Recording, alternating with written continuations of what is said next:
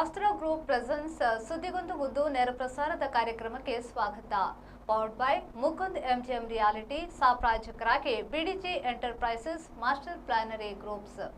ಇಂದಿನ ಸುದ್ದಿಗೊಂದು ವಿಚಾರ ಕಣ್ಣು ಕುಕ್ಕಿದ ಆಸ್ತಿ ಕೊಲೆಯಲ್ಲಿ ಅಂತ್ಯ. ಈ ಬಗ್ಗೆ ಒಂದು ವರದಿ ಇದೆ, ನೋಡ್ಕೊಂಡು ಬರೋಣ.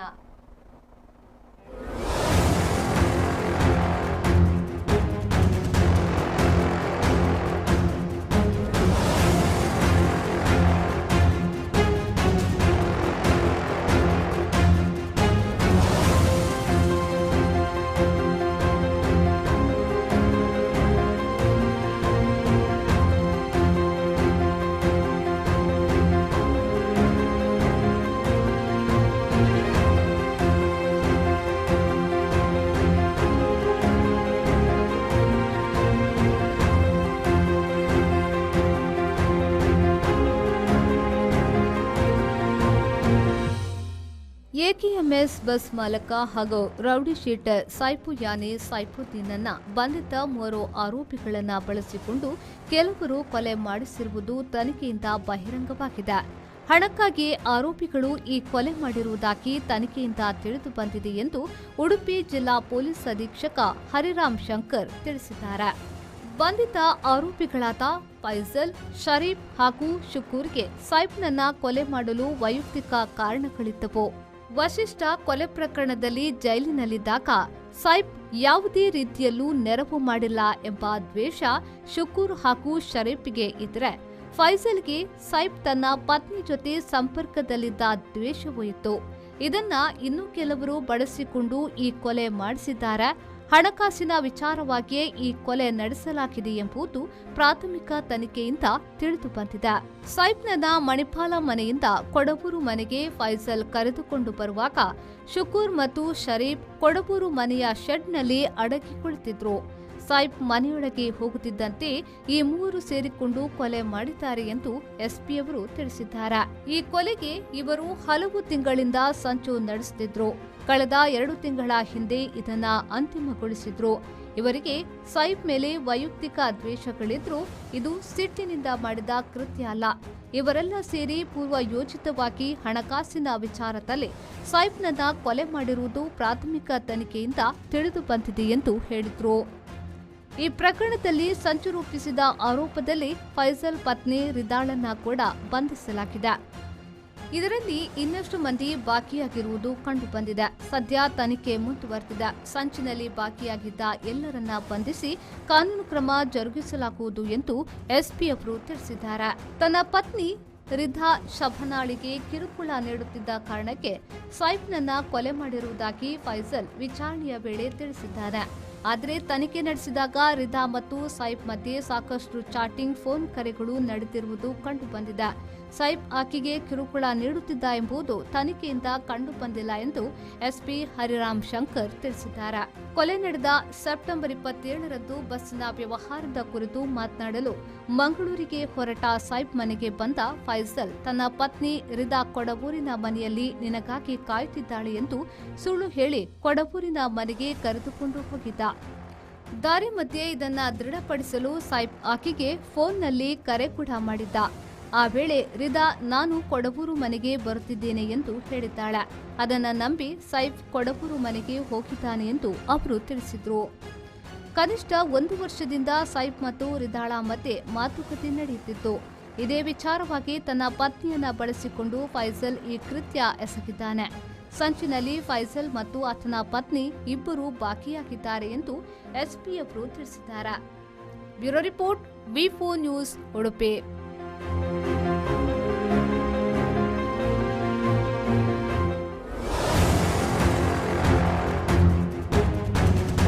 ಇವತ್ತಿನ ಸುದ್ದಿಗೊಂದು ಬುದ್ಧುವಿನಲ್ಲಿ ನಮ್ಮ ಜೊತೆಗೆ ಹಿರಿಯ ಪತ್ರಕರ್ತರಾದ ಮೋಹನ್ ಬೋಳಂಗಡಿ ಸರ್ ಇದ್ದಾರೆ. ಸರ್, ಕಾರ್ಯಕ್ರಮಕ್ಕೆ ಆತ್ಮೀಯವಾದ ಸ್ವಾಗತ.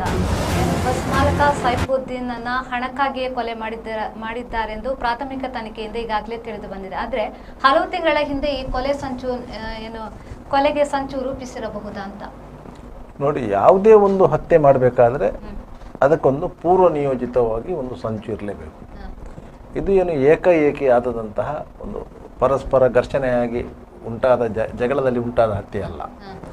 ವ್ಯವಸ್ಥಿತ ರೀತಿಯಲ್ಲಿ ಸೈಫುದ್ದೀನನ್ನು ಆತನ ಕೊಡವೂರಿನ ಮನೆಗೆ ಕರೆಸಿ ಅಲ್ಲಿ ಕಾದು ಕೂತು ಅಲ್ಲಿ ಹತ್ಯೆ ಮಾಡಿರುವಂಥದ್ದು. ಅದು ಅಲ್ಲದೆ ಆತನೊಂದಿಗೆ ಕೆಲಸ ಮಾಡುತ್ತಿದ್ದವರು ಅದನ್ನ ಪರಿಚಿತರೇ ಈ ಕೃತ್ಯ ಮಾಡಿರುವಂಥದ್ದು. ಆದ್ರಿಂದ ಇದೊಂದು ವ್ಯವಸ್ಥಿತವಾದ ಕೊಲೆ. ಈ ಹತ್ಯೆ ಯಾಕೆ ಆಯಿತು ಎನ್ನುವುದರ ಬಗ್ಗೆ ಈಗ ತನಿಖೆ ನಡೀತಿದೆ. ಮೋಟಿವ್ ಏನು ಅಂತಲೇ ಎಸ್ಟಾಬ್ಲಿಷ್ ಆಗಬೇಕು ತನಿಖೆಯಲ್ಲಿ. ಅದರ ಬಗ್ಗೆ ಆರೋಪಿಗಳನ್ನ ಕಸ್ಟಡಿಗೆ ತಗೊಂಡು ವಿಚಾರಣೆ ಮಾಡಿದರು. ಆ ವಿಚಾರಣೆ ಸಂದರ್ಭದಲ್ಲಿ ಒಬ್ಬ ಆರೋಪಿ ಫೈಜಲ್ನ ಹೆಂಡತಿ ರಿದಾ ಶಬನಮ್, ಆಕೆಯ ಪಾತ್ರ ಸ್ಪಷ್ಟವಾಗ್ತಾ ಹೋಯಿತು. ಆಕೆಯನ್ನು ಪೊಲೀಸರು ವಶಕ್ಕೆ ತೆಗೆದುಕೊಂಡು ನ್ಯಾಯಾಲಯಕ್ಕೆ ಹಾಜರುಪಡಿಸಿ ಜೈಲಿಗೆ ಕಳಿಸಿದ್ದಾರೆ. ಈ ಹಿನ್ನೆಲೆಯಲ್ಲಿ ಮತ್ತಷ್ಟು ಆರೋಪಿಗಳು ಈ ಪ್ರಕರಣದಲ್ಲಿ ಕೈಯಾಡಿಸಿದ್ದಾರೆ ಎನ್ನುವಂತಹ ಮಾಹಿತಿಗಳು ಪೊಲೀಸರ ಬಳಿ ಇದೆ. ಯಾಕಂತ ಹೇಳಿದರೆ ಒಂದಕ್ಕೆ ಒಂದು ಲಿಂಕ್ಡ್ ಆಗಿ ಈ ಹತ್ಯೆ ನಡೆದಿದೆ. ಯಾಕಂತ ಹೇಳಿದ್ರೆ 4 ಬಂಧಿಸಲಾಗಿದೆ. SP ರವಿಶಂಕರ್ ಹೇಳುವಂತೆ ಇನ್ನೂ ಹಲವು ಮಂದಿ ಈ ಪ್ರಕರಣದಲ್ಲಿ ಶಾಮೀಲಾಗಿದ್ದಾರೆ. ಯಾಕಂತ ಹೇಳಿದರೆ ಬಂಧಿತ ಆರೋಪಿಗಳ ಮೊಬೈಲ್ ಡಾಟಾ ಇದನ್ನು ಪರಿಶೀಲನೆ ಮಾಡಿದಾಗ ಅವರು ಯಾರ್ಯಾರೊಂದಿಗೆ ಸಂಪರ್ಕದಲ್ಲಿದ್ದರು ಎನ್ನುವುದು ಗೊತ್ತಾಗ್ತಾ ಇದೆ. ಆದ್ದರಿಂದಾಗಿ ಅದರ ಬಗ್ಗೆ ವಿಸ್ತೃತ ತನಿಖೆ ನಡೀತಾ ಇದೆ. ಅವರು ಈ ಸಂಚಿನಲ್ಲಿ ಭಾಗಿಗಳಾಗಿದ್ದಾರಾ ಇಲ್ವಾ ಅಂತೇಳಿ. ಮತ್ತು ಇವರಿಗೆ ಸ್ಪಷ್ಟವಾಗಿ ಗೊತ್ತಾಗಬೇಕಾದ್ದು ಏನಂತ ಹೇಳಿದರೆ ಸೈಫುದ್ದೀನನ್ನು ಇಂಥದ್ದೇ ನಿರ್ದಿಷ್ಟ ಕಾರಣಕ್ಕಾಗಿ ಹತ್ಯೆ ಮಾಡಿದ್ದಾರೆ. ನೀವು ಕಾರಣವನ್ನು ತನಿಖೆಯ ಹಂತದಲ್ಲಿ ನೀವು ಕಂಡು ಹಿಡಿಯದಿದ್ದರೆ ಇಡೀ ತನಿಖೆ ನಿಷ್ಪ್ರಯೋಜಕ ಆಗ್ತದೆ. ಅದರಿಂದ ಒಂದು ಮೋಟಿವ್ ಇರಬೇಕು. ಆ ಮೋಟಿವನ್ನು ಎಸ್ಟಾಬ್ಲಿಷ್ ಮಾಡ್ಕೊಂಡು ಹೋಗ್ಬೇಕು. ಅಂದ್ರೆ ಪೂರ್ವದ್ವೇಷದ ಕೊಲೆ ಅಥವಾ ಹಣಕ್ಕಾಗಿ ಕೊಲೆ ಮಾಡಿದ್ದಾರೆ? ಹೌದು. ಈಗ ಪೂರ್ವದ್ವೇಷದ ಕೊಲೆ ಅಂತ ಹೇಳಲಿಕ್ಕೆ ಬರಲ್ಲ. ಯಾಕಂತ ಹೇಳಿದರೆ ಅವರು ಹಂತಕರು ಸೈಫನ ಒಟ್ಟಿಗಿದ್ದವರು, ಸ್ನೇಹಿತರೆ. ಈ ಹಿಂದೆ ಅವನ ಬಸ್ಸಿನಲ್ಲಿ ಕೆಲಸ ಮಾಡಿದವರು ಮತ್ತು ಈ ಹಿಂದೆ ನಡೆದಂತಹ ಒಂದು ಹತ್ಯೆಯಲ್ಲಿ ಅವರು ಸಹ ಭಾಗಿಯಾಗಿದ್ದವರು. ಅದರ ನಂತರ ಅವರು ಜೈಲಿಂದ ಹೊರ ಬಂದ ನಂತರ ಕೂಡಲೇ ಸೈಫನೊಟ್ಟಿಗೆ ಇದ್ದವರೇ. ಆದ್ದರಿಂದಾಗಿ ಅವರು ಈ ಹತ್ಯೆಯಲ್ಲಿ ಭಾಗಿಗಳಾಗಿದ್ದಾರೆ ಅಂತ ಹೇಳಿದ ಕೂಡಲೇ ಸೈಫನೊಂದಿಗೆ ಅವರಿಗೆ ದ್ವೇಷ ಇತ್ತು ಅಂತ ಹೇಳಲಿಕ್ಕೆ ಬರಲ್ಲ. ಆದರೆ ಅವರಿಗೆ ಏನು ಉದ್ದೇಶ ಇತ್ತು ಅಂತ ಹೇಳಿದರೆ, ನಮ್ಮ ಮಾಲೀಕ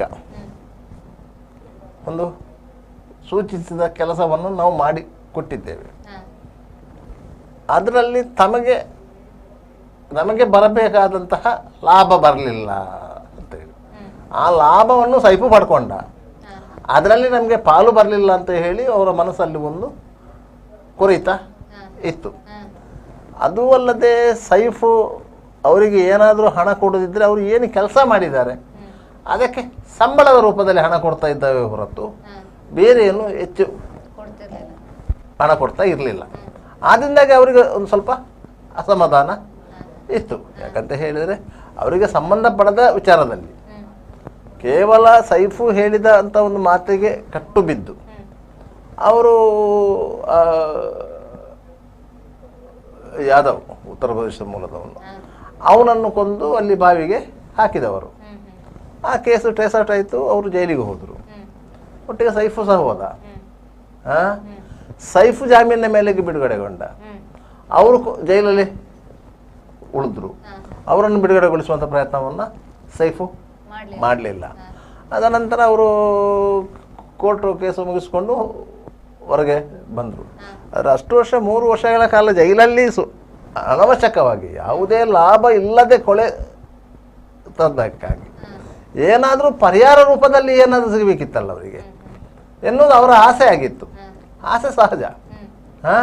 ಅವರು ಅಂತಹ ಒಂದು ರಿಸ್ಕಿನ ಕೆಲಸಕ್ಕೆ ಅಂದರೆ ಜೈಲಿಗೆ ಹೋಗುವಂತಹ ಕೆಲಸಕ್ಕೆ ಕೈ ಹಾಕಿದ್ದೆ ಆ ಆಸೆಗೆ ಹೋಸಲ್ಲ.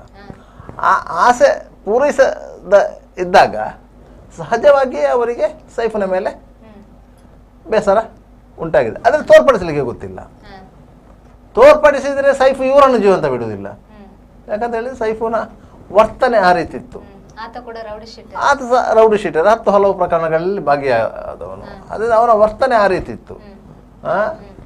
ಮತ್ತು ಅವನ ಹತ್ರ ಹೇರಳವಾದ ದುಡ್ಡಿತ್ತು. ಯಾವುದೇ ಪ್ರಕರಣದಲ್ಲಿ ಶಾಮೀಲಾದರೂ ತಾನು ದುಡ್ಡಿನ ಬಲದಲ್ಲಿ ಅದರಿಂದ ಹೊರಗೆ ಬರ್ತೇನೆ ಎನ್ನುವಂಥ ಧೈರ್ಯ ಇತ್ತು.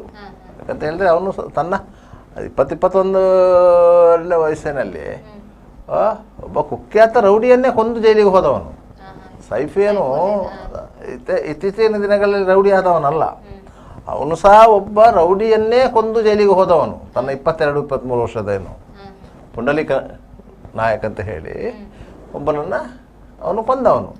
ಪುಂಡಲಿಕನು ಮಣಿಪಾಲ ಪರಿಸರದಲ್ಲಿ ರೌಡಿ ಶೀಟರ್ ಆಗಿದ್ದವನು. ಅಲ್ಲಿ ಒಬ್ಬ ರಮೇಶ್ ಶೆಟ್ಟಿಗಾರ್ ಅಂತೇಳಿ ಒಬ್ಬ ಬೇಕರಿ ಮಾಲೀಕನನ್ನು ಹಾಡು ಹಗಲೇ ಕೊಂದಂತಹ ಅಪರಾಧಿ.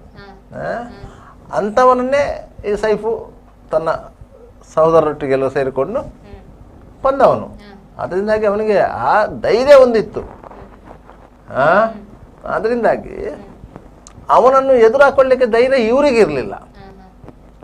ಅದರಿಂದಾಗಿ ಅವರು ಸೈಫನ್ನು ಕೊಲೆ ಮಾಡುವಂಥ ಪ್ಲ್ಯಾನನ್ನು ಯಾರು ರೂಪಿಸ್ತಿದ್ರು ಅಂದರೆ ಅದರಲ್ಲಿ ಪ್ರಮುಖ ಆರೋಪಿ ಅಲ್ತಾಫು ಅವನು ರೂಪಿಸ್ತಿದ್ದ. ಅವನೊಟ್ಟಿಗೆ ಸಹಕರಿಸಿದರು, ಉಳಿದವರು ಅವನೊಟ್ಟಿಗೆ ಸಹಕರಿಸಿದರು. ಅದರಿಂದ 3 ಮಂದಿ ಸಿಂಡಿಕೇಟ್ ಆಯಿತು. 3 ಮಂದಿ ಸಿಂಡಿಕೇಟ್ ಆದಾಗ ಸೈಫನನ್ನು ಯಾವ ರೀತಿ ಕೆಡ್ಡಕ್ಕೆ ಕೆಡವುದು ಅಂತೇಳಿ ಪ್ಲಾನ್ ಮಾಡಿ ಚೂ ಬಿಟ್ಟಿದ್ರು ಅಂತ ಹೇಳಿದರೆ, ಸಾಮಾನ್ಯವಾಗಿ ಅವನು ರೌಡಿ ಶೀಟರು ಅಷ್ಟು ಸುಲಭವಾಗಿ ಹೊರಗೆ ತಿರುಗಾಡ್ತಾ ಇರಲಿಲ್ಲ. ಅವನಿಗೂ 10 ಹಲವು ದುಶ್ಮನಿಗಳು ಇದ್ರು. ಆದ್ದರಿಂದ ಆತ ತನ್ನ ಮೂಮೆಂಟನ್ನು, ಚಲನವಲನಗಳ ಬಗ್ಗೆ ಯಾರಿಗೂ ಮಾಹಿತಿ ಕೊಡ್ತಾ ಇರಲಿಲ್ಲ. ಸ್ವತಃ ಅವನ ಎಲ್ಲಿಗಾದರೂ ಹೋಗೋದ್ರೆ ಅವನೇ ಎದ್ದುಕೊಂಡು ಸೀದಾ ಹೋಗೋದು. ಡ್ರೈವರಿಗೆ ಸಹ ಹೇಳ್ತಾ ಇರಲಿಲ್ಲ ಎಲ್ಲಿಗೆ ಹೋಗಬೇಕು ಅಂತ ಹೇಳಿ. ಕಾರಲ್ಲಿ ಕೂತ್ಕೊಂಡ್ರೆ ಹೋಗು ಅಂತ ಹೇಳೋದು, ಹೋಗೋದು, ಒಟ್ಟಿಗೆ ಇರೋದು, ಇಲ್ಲಾಂದ್ರೆ ಅವನೇ ಡ್ರೈವಿಂಗ್ ಮಾಡ್ಕೊಂಡು ಹೋಗೋದು. ಯಾವುದೆಲ್ಲಾದ್ರೂ ಗಲಾಟೆ ಆಯಿತು, ಬಸ್ಸಿನ ಸಮಸ್ಯೆ ಆಯಿತು ಅಂತೇಳಿ ಫೋನ್ ಮಾಡಿದ್ರೆ ಅವನೇ ಸೀದಾ ಎದ್ಕೊಂಡು ಹೋಗ್ತಾ ಇದ್ದ ಅಲ್ಲಿಗೆ ಗಲಾಟೆಗೆ. ಯಾಕಂತ ಹೇಳಿದ್ರೆ ಅವನ ಗಾಡಿಯಲ್ಲಿ ಯಾವತ್ತು ಮಾರಕಾಯುಧಗಳು ಇದ್ದೇ ಇರ್ತಿತ್ತು. ಅವನ ಸೇಫಿಗೆ ಬೇಕಾಗಿ ಅವು ಇಟ್ಟುಕೊಳ್ತಾ ಇತ್ತು. ಅಂಥ ಪ್ರವೃತ್ತಿಯವನು ಸೈಫು. ಅದರಿಂದಾಗಿ ಇವರು ಸಹ ಅವನ ಎಲ್ಲ ಚಟುವಟಿಕೆಗಳ ಬಗ್ಗೆ ಅರಿವಿದ್ದವರು ಇವರು 3 ಸಹ. ಆದ್ದರಿಂದ ಅವನನ್ನು ಉಪಾಯದಿಂದ ಬಲೆ ಕೆಡಬೇಕಾದ್ರೆ ಅವನಲ್ಲಿ ಇದ್ದಂತಹ ವೀಕ್ನೆಸ್ ಯಾವುದು, ಹೆಣ್ಣಿನ ಬಗ್ಗೆ ಆತನಿಗೆ ಇರುವಂತಹ ಕೆಲವೊಂದು ವ್ಯಾಮೋಹಗಳು, ಇದನ್ನು ಬಳಸಿಕೊಳ್ಳಿಕ್ಕೆ ಪ್ರಯತ್ನ ಪಟ್ಟರು. ಅದೇನಾಯಿತು, ಈ ರಿದಾ ಶಬನಮ್ ಏನು ಅವನೊಟ್ಟಿಗೆ ಅತ್ಯಂತ ಆತ್ಮೀಯತೆಯಿಂದ ಇದ್ಲು. ಚಾಟಿಂಗ್ ಮಾಡ್ತಾಯಿದ್ರು, ಫೋನ್ ಮಾಡ್ತಾಯಿದ್ರು, ಮಾತಾಡ್ತಾಯಿದ್ರು, ಇದೆಲ್ಲ ಇತ್ತು. ಅದು ಅವಳ ಗಂಡನಿಗೆ ಗೊತ್ತಾಯಿತು. ಅವನಿಗೆ ಏನಾಯಿತು, ಇವು ನನ್ನ ಹೆಂಡತಿಯನ್ನು ಬುಟ್ಟಿಗೆ ಹಾಕಿಕೊಂಡಿದ್ದಾನೆ ಎನ್ನುವುದು ಗೊತ್ತಾಯಿತು. ಆವಾಗ ನನ್ನದೇ ಓನರು ನನ್ನ ಮನೆಯ ಅನ್ನಕ್ಕೆ ಕನ್ನ ಹಾಕಿದ್ದಾನೆ ಅಂತ ಹೇಳುವಾಗ ಯಾವನಿಗಾದರೂ ರೋಷ ಉಕ್ಕುವುದು ಸಹಜ. ಆದರೆ ಏನು ಮಾಡಲಿಕ್ಕೆ ಆಗದಂಥ ಪರಿಸ್ಥಿತಿಯಲ್ಲಿ ಅವನು ಇದ್ದ. ಅಂಥ ಸಂದರ್ಭದಲ್ಲಿ ಇವರಿಬ್ಬರು ಮತ್ತಿಬ್ಬರು ಹೇಗೂ ಮೊದಲೇ ಅವನೊಂದಿಗೆ ಅಸಮಾಧಾನವನ್ನು ಹೊಂದಿದ್ದವರು ಒಟ್ಟಿಗೆ ಸಿಕ್ಕಿದ್ರು. ಒಟ್ಟಿಗೆ ಸಿಕ್ಕಿದಾಗ ಅವನನ್ನು ಕೊಡವೂರಿನ ಮನೆಗೆ ಕರೆಸುವ ಪ್ಲ್ಯಾನ್ ಮಾಡಿದ್ರು. ಸಾಮಾನ್ಯವಾಗಿ ಆ ಮನೆಗೆ ಅವನು ಬರ್ತಾ ಇರಲಿಲ್ಲ. ಅಲ್ಲೇನು ಬರ್ತಾ ಇದ್ದದ್ದು ಅಂತ ಹೇಳಿದರೆ, ಆ ಮನೆ ಆತ ಪರ್ಚೇಸ್ ಮಾಡಿದ್ದೇ ಯಾಕೆಂತ ಹೇಳಿದರೆ ದೊಡ್ಡ ಮಟ್ಟದ ಡೀಲಿಂಗು, ಯಾರನ್ನಾದರಲ್ಲಿ ಕರೆಸಿ ಬೆದರಿಸುವುದು, ವಿರೋಧಿಸುವುದು, ಈ ರೀತಿಯ ಇದು ಮಾಡಲಿಕ್ಕೆ ಅಂತೇಳಿ ಆ ಮನೆಯನ್ನು ಖರೀದಿಸಿ ಇಟ್ಕೊಂಡಿದ್ದ. ಅವನು ಸಾಮಾನ್ಯವಾಗಿ ಅಲ್ಲಿಗೆ ಬರ್ತಾ ಇದ್ದ, ಮಣಿಪಾಲದ ಮನೆಯಿಂದ ಬರ್ತಾ ಇರಲಿಲ್ಲ. ಅವನು ಕೊಡವೂರಿಗೆ ಬರ್ತಾ ಇರಲಿಲ್ಲ. ಒಂದು ವೇಳೆ ಕೊಡವೂರಿಗೆ ಬರುವಂಥ ಅನಿವಾರ್ಯತೆ ಇದ್ದರೆ ಸಹ ಅವನೊಟ್ಟಿಗೆ ಒಂದು 10-15 ಮಂದಿ ಇರ್ತಾ ಇದ್ರು. ಒಬ್ಬಂಟಿಯಾಗಿ ಬರ್ತಾ ಇರಲಿಲ್ಲ. ಇವರಿಗೆ ಅವನು ಒಬ್ಬಂಟಿಯಾಗಿ ಬರಬೇಕು. ಒಬ್ಬಂಟಿಯಾಗಿ ಬರಬೇಕಾದ್ರೆ ಅವನಿಗೆ ಬೇರೆ ಯಾವುದಾದ್ರು ಆಮಿಷ ತೋರಿಸ್ಬೇಕು. ಆಮಿಷ ಯಾವುದು, ಹೇಗೂ ಈ ರಿದಾಲೊಟ್ಟಿಗೆ ಅವನಿಗೊಂದು ಸಂಪರ್ಕ ಇತ್ತು. ಆದ್ದರಿಂದ ಅವಳು ಗಂಡನ ಮಾತನ್ನು ಮೀರುವಾಗಿರಲಿಲ್ಲ. ಯಾಕಂದ್ರೆ ಅವ ಗಂಡ, ಇವ ಏನಿದ್ರು ಸೆಕೆಂಡರಿ, ಗಂಡನ ಮಾತನ್ನು ಮೀರುವಾಗಿರಲಿಲ್ಲ. ಅದರಿಂದಾಗಿ ಅವಳನ್ನು ಬಳಸಿಕೊಂಡು ಇವನನ್ನು ಕರೆಸಿಕೊಂಡದ್ದು. ಅವಳು ಇದ್ದಾಳೆ ಎನ್ನುವ ಕಾರಣಕ್ಕಾಗಿ ಇವ ಒಬ್ಬನೇ ಹೋಗಿರೋದು. ಅಲ್ತಾಫ್ ಒಟ್ಟಿಗೆ ಇದ್ದಲ್ಲ, ಅವನೊಟ್ಟಿಗೆ ಹೋಗಿರೋದು. ಅವನಿಗೆ ಸಹ ಗೊತ್ತಿತ್ತು ನನ್ನ ಹೆಂಡತಿ ಏನೋ ಕರೆದದ್ದು ಅಂತೇಳಿ. ಇವನ ತಲೆಯಲ್ಲಾದ್ರೂ ಇರಬೇಕಿತ್ತು, ಹೆಂಡತಿ ಕರೆದಿದ್ದಾಳೆ ಅಂತ ಹೇಳಿ ಗಂಡನ ಒಟ್ಟಿಗೆ ಹೋಗುವಾಗ ನನಗೆ ಯಾವ ರೀತಿಯ ಕೆಟ್ಟ ತೋಡಿದ್ದಾರೆ ಅನ್ನೋದು ಇವನಿಗೆ ಅದು ಅರ್ಥ ಆಗಬೇಕಿತ್ತು. ಆದರೆ ಇವ ಏನು ಅಲ್ಲಲ್ಲ, ಅವನಿಗೆ ಕೆಲಸಗಾರ ಅಲ್ವಾ, ಜೊತೆಗಿದ್ದವನಲ್ವಾ. ಇಲ್ಲಾಂದ್ರೆ ಅವನ ಹೆಂಡತಿಯೊಟ್ಟಿಗೆ ಇವ ಮಜಾ ಮಾಡುವಾಗ ಅವ ಹೊರಗೆ ಕೂತ್ಕೊಂಡು ನೋಡುವವನ, ಇದನ್ನು ಆಲೋಚನೆ ಮಾಡಲಿಲ್ಲ. ಯಾಕಂತ ಹೇಳಿದ್ರೆ ಕೆಲವೊಂದು ಸಂದರ್ಭದಲ್ಲಿ ಕೆಲವೊಂದು ವಿಚಾರಗಳಿಗೆ ಸಂಬಂಧಿಸಿದಂತೆ ಕೆಲವರ ಬುದ್ಧಿಗೆ ಮಂಕು ಕವಿತದೆ ಅಂತ ಹೇಳ್ತಾರೆ. ಅಂಥ ಮಂಕು ಅವನಿಗೆ ಕವಿದದ್ದು. ಇಲ್ಲ ಇದ್ರೆ ಅವನ ಮನೆಯಿಂದ ಹೊರಡಾಗ ಈ ಅಲ್ತಾಫು ಅವನನ್ನು ಕರ್ಕೊಂಡು ಹೋಗ್ತಾನಂತಾದ್ರೆ ಅದು ಸಹ ಅವನ ಹೆಂಡತಿ ಕರೆದದಕ್ಕೆ ಹೋಗುವುದು. ಇದು ಒಂದು ವಿಚಿತ್ರವಾದಂತಹ ಒಂದು ಪ್ರಕರಣ ಅಂತ ಹೇಳುವುದು ಇದಕ್ಕೆ. ಸ್ವಲ್ಪ ಇವನಿಗೆ ಮುಂಜಾಗ್ರತೆ ಇದ್ರೆ, ಮುನ್ನೆಚ್ಚರಿಕೆಯನ್ನು ವಹಿಸ್ತಾ ಇದ್ರೆ ಅಂಥ ಸಂದರ್ಭದಲ್ಲಿ ಹೋಗ್ತಲೇ ಇರಲಿಲ್ಲ. ಅವನಿಗೆ ಹೇಳ್ಬೋದಿತ್ತು, ನಾನು ಇನ್ನೊಂದು ಸಮಯ ಹೇಳ್ತೇನೆ, ಆ ಹೊತ್ತಿಗೆ ಬಾ ಅಂತ ಹೇಳ್ಬೋದಿತ್ತು. ಇಲ್ಲ, ಒಂದು ಹುಡುಗಿ ಕರೆದಿಲ್ಲ ಅಂತೇಳಿ ಎದ್ದ ಹೋದ. ಅಲ್ಲಿ ಅವರ ಕೈಗೆ ಸಿಕ್ಕಿ ಕೊಂದಾಕಿದ್ಬಿಟ್ರು. ಆ ರೀತಿ ಆದದ್ದು. ಇವರಿಗೆ ಅವನನ್ನು ಮುಗಿಸ್ಬೇಕಂತ ಅನಿವಾರ್ಯತೆ ಇತ್ತು, ಅದನ್ನು ಪೂರೈಸಿದ್ರು. ಅಂದ್ರೆ ಈ ಪ್ರಕರಣದಲ್ಲಿ ಏನು ಸಂಚು ರೂಪಿಸಿದ್ದು, ಈ ಆರೋಪದಲ್ಲಿ ಫೈಸಲ್ ಪತ್ನಿ ರಿದಾಳನ್ನ ಕೂಡ ಈಗ ಬಂಧಿಸಲಾಗಿದೆ. ಕೊಲೆಗೆ ಏನು ಪತ್ನಿಯನ್ನ ಕೂಡ ಚೂ ಬಿಟ್ಟು ಈ ಕೃತ್ಯ ಎಸಗಿರುವಂತದ್ದು. ಹೌದು, ಯಾಕಂತ ಹೇಳಿದ್ರೆ ಈ ಇವನ ಸೈಫುದ್ದೀನ್ನ ಮೊಬೈಲ್ ನಂಬರ್ಗಳನ್ನು ಅವಲೋಕಿಸಿದಾಗ ಪೊಲೀಸರಿಗೆ ಅವನಿಗೆ ಲಾಸ್ಟ್ ಕಾಲ್ ಬಂದದ್ದು ಯಾರ್ದು ಅಂತ ನೋಡಿದ್ರು. ಅದು ನೋಡಿದ್ರು ರಿದಾ ಶಬ್ನದ್ದು. ರಿದಾ ಯಾರಂತ ಈ ಪ್ರಕರಣದ ಆರೋಪಿ ಫೈಜಲ್ಲ ಹೆಂಡತಿ. ಪೊಲೀಸರಿಗೆ ಸಂಶಯ ಬಂದಿದೆ ಆಗ, ಅವಳು ಯಾಕೆ ಫೋನ್ ಮಾಡಿದ್ಲು ಅಂತೇಳಿ. ಆಗ ಫೈಜಲ್ ಅನ್ನು ಇಂಟ್ರಾಗೇಷನ್ಗೆ ಒಳಪಡಿಸಿದಾಗ ಆಗ ಫೈಜಲು ಪೊಲೀಸರ ವಿಚಾರಣೆಯಲ್ಲಿ ಬಾಯಿ ಬಿಡೋದು. ಅವನನ್ನು ಕರೆಸಲಿಕ್ಕೆ ಬೇರೆ ನಮಗೆ ದಾರಿ ಇರಲಿಲ್ಲ. ಹೆಣ್ಣು ಅಂತ ಹೇಳಿದ ಕೂಡಲೇ ಆತೊರೆಯುತ್ತಿದ್ದ. ಅದಕ್ಕಾಗಿ ಹೇಗೂ ನನ್ನ ಹೆಂಡತಿಯೊಂದಿಗೆ ಆತನಿಗೆ ಚಾಟಿಂಗ್ ಮಾಡ್ತಾ ಇದ್ದ, ಮಾತಾಡ್ತಾ ಇದ್ರು. ಇವರೊಟ್ಟಿಗೆ ಒಂದು ಸಂಬಂಧ ಇತ್ತು. ಆ ಸಂಬಂಧ ನಂಗೆ ಗೊತ್ತಿತ್ತು, ನನಗೆ ಗೊತ್ತಿದೆ ಅಂತೇಳಿ ಅವನಿಗೂ ಗೊತ್ತಿತ್ತು. ಫೈಜಲಿಗೆ ಆ ಸಂಬಂಧ ಗೊತ್ತಿದೆ ಅಂತ ಹೇಳಿ ಸೈಫುದ್ದೀನಿಗೂ ಗೊತ್ತಿತ್ತು. ಆದರೂ ಫೈಜಲ್ ಸೈಫುದ್ದೀನ್ ಹತ್ರ ಆ ಬಗ್ಗೆ ಆಕ್ಷೇಪ ವ್ಯಕ್ತಪಡಿಸಿಲ್ಲ. ನನ್ನ ಹೆಂಡತಿಯನ್ನು ನೀನು ಉಪಯೋಗ ಮಾಡ್ತಿದ್ದೆ ಅಂತೇಳಿ ಆಕ್ಷೇಪ ವ್ಯಕ್ತಪಡಿಸಿಲ್ಲ. ಆದ್ದರಿಂದ ಸೈಫುದ್ದೀನ್ ಏನೇ ತಿಳ್ಕೊಂಡಿದ್ದಂತ ಹೇಳಿದರೆ, ಈತ ನನ್ನ ಎದುರು ಏನೂ ಮಾತನಾಡಲ್ಲ, ಆತನ ಹೆಂಡತಿಯನ್ನು ತಾನು ಬಯಸಿದ್ದರು, ತಾನು ಉಪಯೋಗಿಸಿಕೊಂಡಿದ್ದರು, ಈತ ನನಗೆ ಎದುರು ಮಾತಾಡೋದಿಲ್ಲ. ಯಾಕಂದರೆ ಅವನಿಗೆ ಅದು ಬದುಕಿನ ಪ್ರಶ್ನೆ. ಆದ್ದರಿಂದಾಗಿ ಅವನು ನನಗೆ ದೊಡ್ಡ ಮಟ್ಟದ ಹಾನಿ ಮಾಡುವಂತ ಸಾಧ್ಯತೆಗಳಿಲ್ಲ. ರಿದಾಳಿಗೆ ಸೈಫುದ್ದೀನನ್ನು ಕೊಲೆ ಮಾಡ್ತಾರೆ ಎನ್ನುವುದು ಗೊತ್ತಿರ್ಲಿಕ್ಕಿಲ್ಲ. ಗೊತ್ತಿದ್ರೆ ಅವಳು ಅದನ್ನು ಒಪ್ತಾ ಇರಲಿಲ್ಲ. ಯಾಕಂತ ಹೇಳಿದ್ರೆ ಸೈಫುದ್ದೀನ್ನೊಂದಿಗೆ ಆಕೆಗೆ ಏನು ದ್ವೇಷ ಇರಲಿಲ್ಲ, ಆಕೆಗೆ ದ್ವೇಷ ಇರಲಿಲ್ಲ. ಆದ್ರಿಂದಾಗಿ ಅವಳಿಗೆ ಆ ವಿಚಾರ ಗೊತ್ತಿದ್ರೆ ಅವಳು ತಪ್ಪಿಸ್ತಾ ಇದ್ಲು. ಆದರೆ ಅವಳಿಗೆ ಗೊತ್ತಿಲ್ಲ. ಆದರೆ ಏನಾಯಿತು, ಅವಳ ಗಂಡ ಹೇಳಿದ್ದಕ್ಕೆ ಅವಳು ಸೈಫುದ್ದೀನಿಗೆ ಫೋನ್ ಮಾಡಿದ್ಲು, ನಾನು ಕೊಡವೂರಿನ ಮನೆಗೆ ಬರ್ತೇನೆ, ನೀವು ಕೊಡವೂರಿನ ಮನೆಗೆ ಬನ್ನಿ ಅಂತೇಳಿ. ಹಾಗೆ ಸೈಫುದ್ದೀನ್ ಕೊಡವೂರಿನ ಮನೆಗೆ ಹೊರಟದ್ದು. ಇಲ್ಲದೆ ಸೈಫುದ್ದೀನ್ ಕೊಡವೂರಿನ ಮನೆಗೆ ಹೋಗ್ತಾ ಇರಲಿಲ್ಲ. ಕೊಡವೂರಿನ ಮನೆಗೆ ಹೋಗದೇ ಇರ್ತಿದ್ರೆ ಸೈಫುದ್ದೀನ್ ಹತ್ಯೆ ಹೋಗ್ತಾ ಇರಲಿಲ್ಲ. ಇವರಿಗೆ ಹತ್ಯೆ ಮಾಡಲಿಕ್ಕೆ ಅಷ್ಟು ಸುಲಭದ ಜಾಗ ಸಿಗ್ತಾ ಇರಲಿಲ್ಲ. ಯಾಕಂತ ಹೇಳಿದರೆ ಅಲ್ಲಿ ಆ ಮನೆಗೆ ಹೋದ ಮೇಲೆ ಇವಾಗ ಕಾರು ನಿಲ್ಲಿಸಿ ಇಳಿದು ಮನೆಯ ಬಾಗಿಲು ತೆಗೆಯುವಷ್ಟರ ಮಟ್ಟಿಗೆ ಇವರು ಅಲ್ಲೇ ಇದ್ದಂತಹ ಹತ್ಯಾರಗಳನ್ನು ಜೋಡಿಸಿಕೊಂಡು ಅವನ ಬೆನ್ನ ಹಿಂದಕ್ಕೆ ಫೈರ್ ಕಡ್ದದ್ದು. ಅವ ಅಲ್ಲೇ ಬಿದ್ದು ಸತ್ತದ್ದು. ಅದರಿಂದ ರಿದಾಳಿಗೆ ಗೊತ್ತಿರಲಿಕ್ಕೆ ಚಾನ್ಸಸ್ ತುಂಬ ಕಡಿಮೆ. ಒಂದು ವೇಳೆ ಗೊತ್ತಿದ್ದರೆ ಅವಳು ಅದನ್ನು ತಪ್ಪಿಸಲಿಕ್ಕೆ ಪ್ರಯತ್ನ ಮಾಡ್ತಾ ಇದ್ಲು ಏನೋ. ಯಾಕಂದರೆ ಕೊಲೆ ಅಂತ ಹೇಳಿದ ಕೂಡಲೇ ಗೊತ್ತಿತ್ತಲ್ಲ. ಸಾಮಾನ್ಯವಾಗಿ ಎಲ್ರಿಗೂ ಗೊತ್ತಿರುತ್ತೆ ಕೊಲೆ ಮಾಡಿದರೆ ಏನಾಗುತ್ತದೆ ಅಂತೇಳಿ. ಪೊಲೀಸು, ತನಿಖೆ, ಜೈಲು ಎಲ್ಲವೂ ಗೊತ್ತಿರುವಂಥ ಸತ್ಯಗಳು. ಅದರಿಂದಾಗಿ ಯಾರು ಅಂತಹ ಸಂಚಿನಲ್ಲಿ ನೇರವಾಗಿ ಬಾಯಾಗೋದಿಲ್ಲ. ಇವ ಹೇಳಿರ್ಬೋದು ಅವನ ಹತ್ರ, ಅವನಿಗೆ ಫೋನ್ ಮಾಡಿ ಕೊಡವೂರಿನ ಮನೆಗೆ ಬರಲಿಕ್ಕೆ ಹೇಳು ಅಂತ ಅವಳ ಹತ್ರ ಹೇಳಿರೋದು. ಅವಳು ಫೋನ್ ಮಾಡಿರೋದು ಕೊಡವೂರಿನ ಮನೆಗೆ ಬನ್ನಿಂತೆ. ಅವ ಏನೆನಿಸಿದ ಇವಳು ಅಲ್ಲೇ ವೆಯ್ಟ್ ಮಾಡ್ತಾ ಇದ್ದಾಳೆ ಅಂತ. ಅದೇ ವಿಚಾರವನ್ನು ಫೈಜಲ್ ಸೈಫುದ್ದೀನಿಗೆ, ನನ್ನ ಹೆಂಡತಿಯಲ್ಲಿ ನಾನು ವೆಯ್ಟ್ ಮಾಡ್ತಾ ಇಲ್ಲ ಅಂತೇಳಿ ಹಾಗೆ ಇವನು ಮನೆಯಿಂದ ಬೇಗ ಹೊರಟದ್ದು ಒಟ್ಟಿಗೆ. ಈ ಇಬ್ರು ಹಂತಕರು ಮೊದಲೇ ಹೋಗಿ ಅಲ್ಲಿ ವೇಟ್ ಮಾಡ್ತಾ ಇದ್ರು. ಇವರು ಹೋದ ಕೂಡಲೇ ಕೆಲಸ ಮುಗಿಸಿದ್ರು. ಅಷ್ಟ ಆಗಿರೋದು. ಸರ್, ಸುದ್ದಿಗುತ್ತು ಮುಂದುವರಿಸುವ. ಇದೀಗ ಸುದ್ದಿಗೊಂದು ಗುತ್ತುವಿನಲ್ಲಿ ಚಿಕ್ಕ ವಿರಾಮ.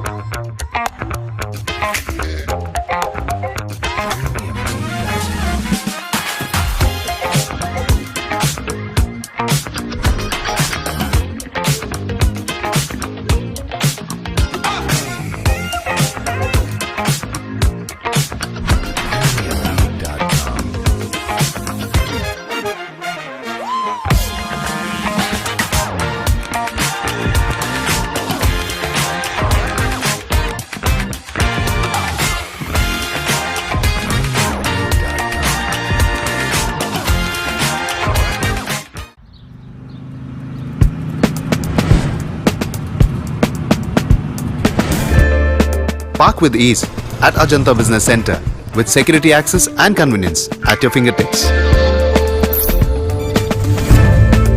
Step into a welcoming lobby where a warm smile greets you and your clients.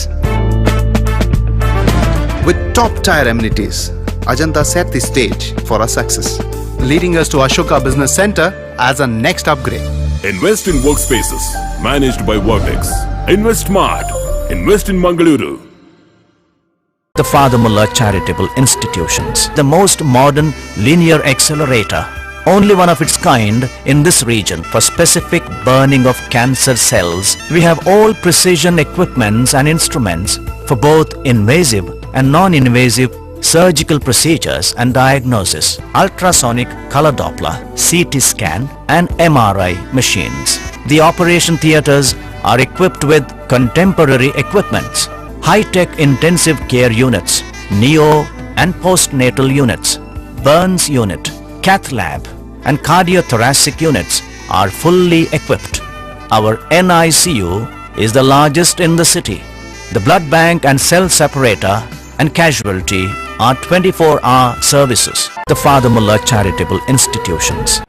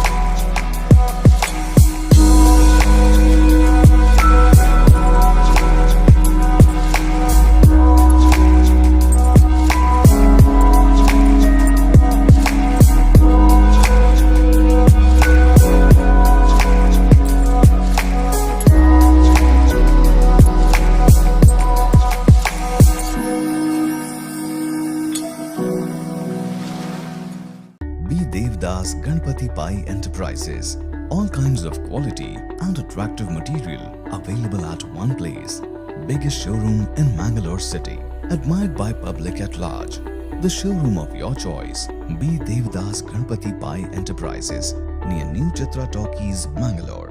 AJ Hospital and Research Center is a leading advanced tertiary healthcare center of India, serving the coastal citizens and spreading good health across the sea line. AJ Hospital and Research Center is a specialized Medicare center providing service to more than 30 major medical disciplines, embracing new technologies to offer high-level healthcare that matches the best in the country. Our technical and medical expertise include foremost services in cadaveric organ retrieval, drug-eluting stent placement, pediatric lab nephrectomy, ambulance services, dermatology, ENT, nephrology and many more. AJ Hospital and Research Center, Kuntikana, Mangaluru. Call 222553.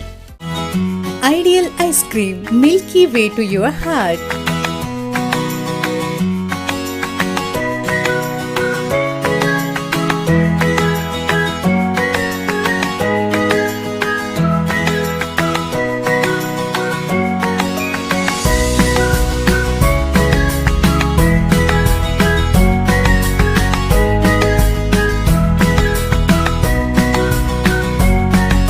Embellished with a variety of fruits and flavored with rich crunch and chips, they treat your taste buds. Ideal ice cream.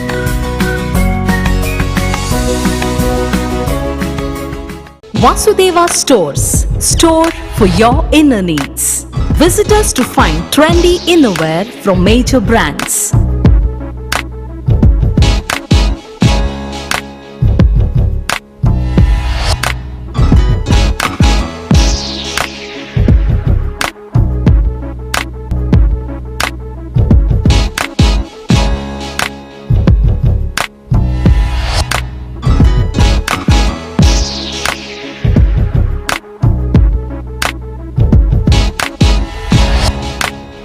Visit Vasudeva Stores, ground floor, Ideal Towers near Sharavu Ganapati Temple, Mangaluru.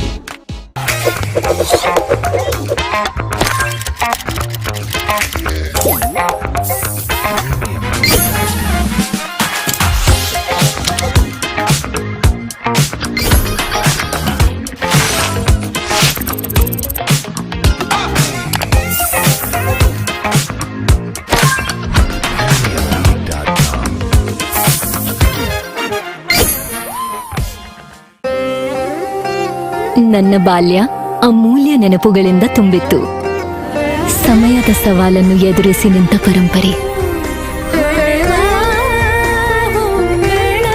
ಆಹಾ, shining, ಆದ್ರೆ ಏನೋ missing.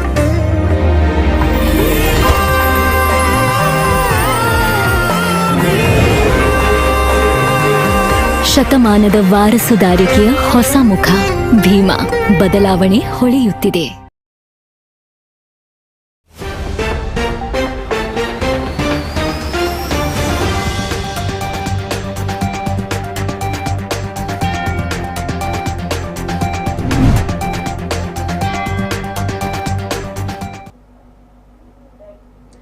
ವಿರಾಮದ ಬಳಿಕ ಸುದ್ದಿಗೊಂದು ಗುದ್ದುವಿಗೆ ಮತ್ತೊಮ್ಮೆ ಸ್ವಾಗತ.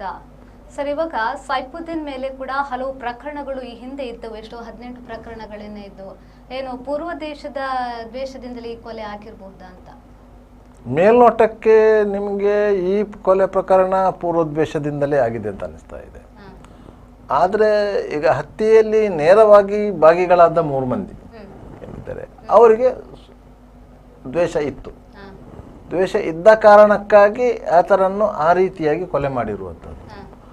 ಆದರೆ ವಿಶೇಷ ಏನಂತ ಹೇಳಿದರೆ ಈ ಪ್ರಕರಣದಲ್ಲಿ ಆ 3 ಮಂದಿಯೂ ಆತನ ಒಟ್ಟಿಗೆ ಇದ್ದವರೇ ಈ ಕೃತ್ಯ ಮಾಡಿರುವುದು. ಆದ್ದರಿಂದಾಗಿ ಅವರಿಗೆ ಈತನೊಂದಿಗೆ ದ್ವೇಷ ಹೊಂದಿದ್ದವರು ಬೇರೆ ರೀತಿಯಲ್ಲಿ ಸಹಾಯ ಹಸ್ತ ಸಾಚಿದ್ದಾರ ಎನ್ನುವ ಪ್ರಶ್ನೆ ಮೂಡಿದೆ. ಇನ್ನೊಬ್ಬರ ಧೈರ್ಯ ಇಲ್ಲದೆ, ಇನ್ನೊಬ್ಬರ ಬೆಂಬಲ ಇಲ್ಲದೆ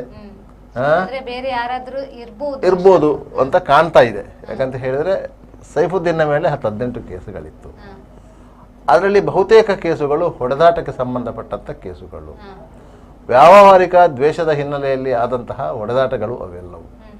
ಆದ್ದರಿಂದ ಆತನನ್ನು ನೇರವಾಗಿ ಎದುರು ಹಾಕಿಕೊಳ್ಳಲು ಸಾಧ್ಯವಾಗದಂತೆ ಅಂತಹ ಕೆಲವರು, ಯಾರಾದರೂ ಒಬ್ಬರಿಗೆ ದ್ವೇಷ ಇದೆ ಅಂತ ಆಗುವಾಗ ಅವರಿಗೆ ಸಪೋರ್ಟ್ ಕೊಟ್ಟು ಮಾಡಿಸುವುದು ಸುಲಭ.